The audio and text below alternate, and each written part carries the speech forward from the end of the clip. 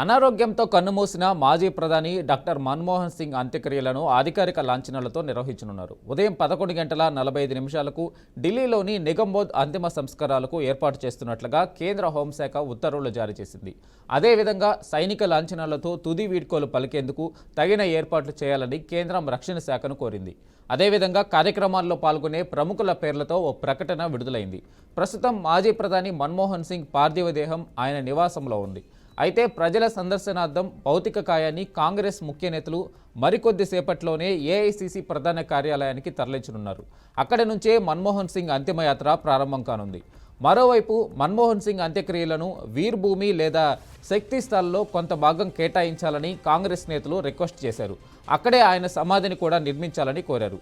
అందుకు కేంద్ర ప్రభుత్వం అంగీకరించకపోవడంతో కాంగ్రెస్ నేతలు తీవ్ర అసహనం చేస్తున్నారు. ఓ మాజీ ప్రధానిని బీజేపీ ప్రభుత్వం అవమానిస్తుందని ఫైర్ అవుతున్నారు.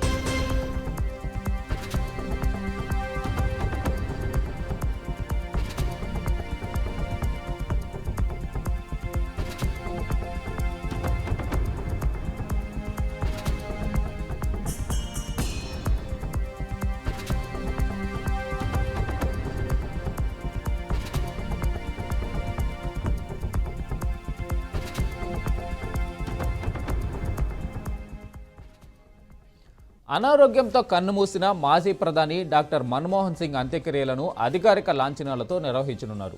ఉదయం 11:45 ఢిల్లీలోని నిగంబోధ్ అంతిమ సంస్కారాలకు ఏర్పాటు చేస్తున్నట్లుగా కేంద్ర హోంశాఖ ఉత్తర్వులు జారీ చేసింది. అదేవిధంగా సైనిక లాంఛనాలతో తుది వీడ్కోలు పలికేందుకు తగిన ఏర్పాట్లు చేయాలని కేంద్రం రక్షణ శాఖను కోరింది. అదేవిధంగా కార్యక్రమాల్లో పాల్గొనే ప్రముఖుల పేర్లతో ఓ ప్రకటన విడుదలైంది. ప్రస్తుతం మాజీ ప్రధాని మన్మోహన్ సింగ్ పార్థివ దేహం ఆయన నివాసంలో ఉంది. అయితే ప్రజల సందర్శనార్థం భౌతిక కాయాన్ని కాంగ్రెస్ ముఖ్య నేతలు మరికొద్ది సేపట్లోనే ఏఐసీసీ ప్రధాన కార్యాలయానికి తరలించనున్నారు. అక్కడి నుంచే మన్మోహన్ సింగ్ అంతిమయాత్ర ప్రారంభం కానుంది. మరోవైపు మన్మోహన్ సింగ్ అంత్యక్రియలను వీర్ భూమి లేదా శక్తి స్థల్లో కొంత భాగం కేటాయించాలని కాంగ్రెస్ నేతలు రిక్వెస్ట్ చేశారు. అక్కడే ఆయన సమాధిని కూడా నిర్మించాలని కోరారు.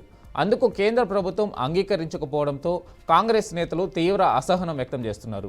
ఓ మాజీ ప్రధానిని బీజేపీ ప్రభుత్వం అవమానిస్తుందని ఫైర్ అవుతున్నారు.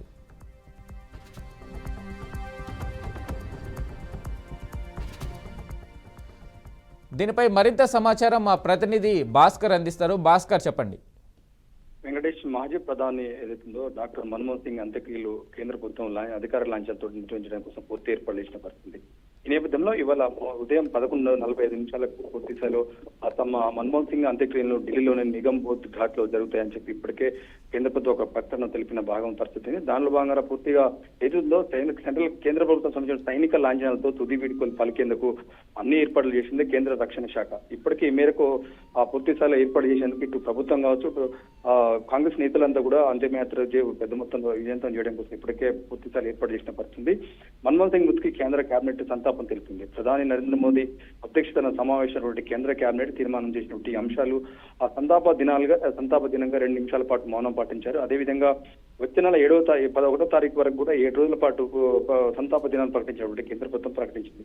సుమారుగా 7 రోజుల పాటు దేశవ్యాప్తంగా విదేశాల్లోని ఇండియన్ మిషన్ రాజకీయ కార్యాలయాల పాటు జాతీయ జెండాను సగం ఎగిరేయాలని చెప్పేసి ఇప్పటికే ఆ కేంద్ర ప్రభుత్వం ఒక ప్రకటన తెలిపినట్టు పరిస్థితి. దానిలో భాగంగా అంత్యక్రియల రోజు కేంద్ర ప్రభుత్వంలో ఉన్నటువంటి కేంద్ర ప్రభుత్వ రంగ సంస్థల్లో పనిచేసిన ఉద్యోగులు ఆప్తేశాలు ప్రకటించినటువంటి ఇప్పటికే కేంద్ర ప్రభుత్వం ప్రకటించిన పరిస్థితి. దానిలో భాగంగా ఎందుకంటే తను చేసినటువంటి కాంగ్రెస్ పార్టీ కావచ్చు, దేశానికి చేసినటువంటి సేవలు చాలా మర్చిపోయినటువంటి సేవలు, ఆర్థిక వ్యవస్థని గడిలో పెట్టే విధంగా డాక్టర్ మన్మోహన్ సింగ్ ఎంతో అనారోగ్యంగా కృషి చేసిన నేపథ్యంలోనే ఆ భారత వ్యవస్థను మొత్తం కూడా 10 ఏళ్ల పాటు పూర్తి స్థాయిలో భారతదేశాన్ని 2 టర్ములు కూడా ప్రధానమంత్రిగా పనిచేసి అనేక రంగాల కొత్త స్కీమ్స్ కొత్త వ్యవస్థని చేసినటువంటి గొప్ప ఒక వ్యక్తి డాక్టర్ మన్మోహన్ సింగ్.